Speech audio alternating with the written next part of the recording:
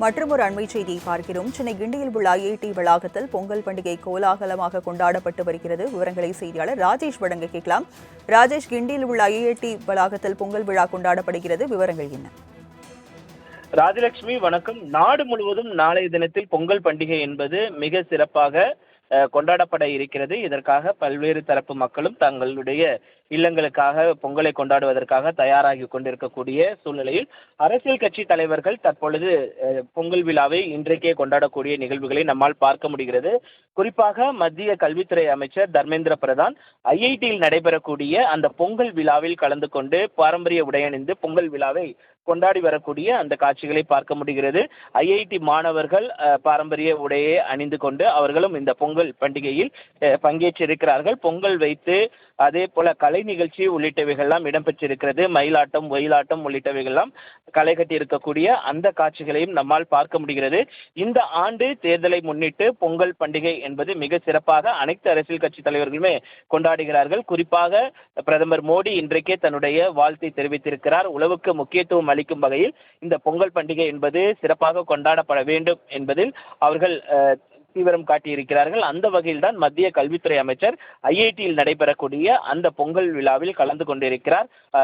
ஐஐடியினுடைய இயக்குனர் காமகோடி உள்ளிட்டோரும் இந்த பொங்கல் விழாவை சிறப்பித்திருக்கிறார்கள். குறிப்பாக ஒவ்வொரு ஆண்டுமே ஐஐடியை பொறுத்த வரைக்குமே இந்த பொங்கல் என்பது காமகோடி அவர்கள் இயக்குனராக பொறுப்பேற்ற பிறகு ஒவ்வொரு தமிழர் பண்டிகையையும் அவர்கள் கொண்டாடக்கூடிய அந்த நிகழ்வுகளை நம்மால் பார்க்க முடிகிறது.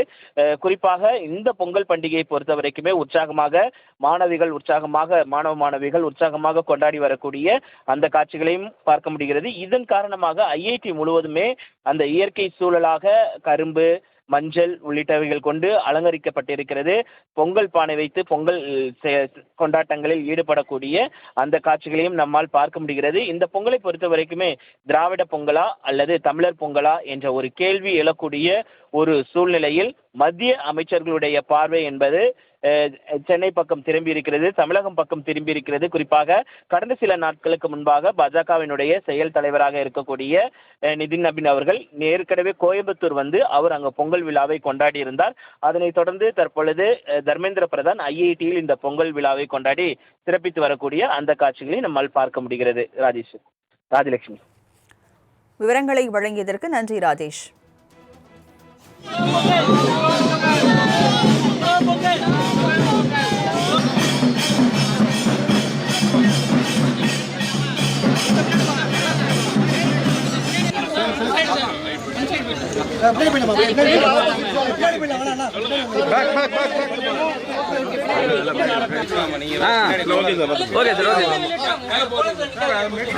யாரும் மறிக்கல சார். ஹலோ